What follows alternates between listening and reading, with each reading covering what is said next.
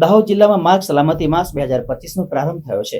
જિલ્લા traffic police દ્વારા સંયુક્ત ઉપક્રમે ટ્રાફિક ડ્રાઈવ યોજવામાં આવી હતી। દાહોદ જિલ્લામાં માર્ગ સલામતી માસ 2025નો પ્રારંભ થયો છે, ત્યારે દાહોદ આરટીઓ તથા દાહોદ જિલ્લા ટ્રાફિક પોલીસ દ્વારા સંયુક્ત ઉપક્રમે Dahod RTO inspector N C. Patel તેમજ દાહોદ જિલ્લા traffic police sub inspector R K. Ghanghretia દ્વારા દાહોદમાં ઇન્દોર અમદાવાદ નેશનલ હાઈવે ઉપર આરટીઓ ઓફિસ નજીક માર્ગ સલામતી સંબંધી વાહન ચાલકોમાં જનજાગૃતિ માટે ટ્રાફિક ડ્રાઈવ યોજવામાં આવી હતી।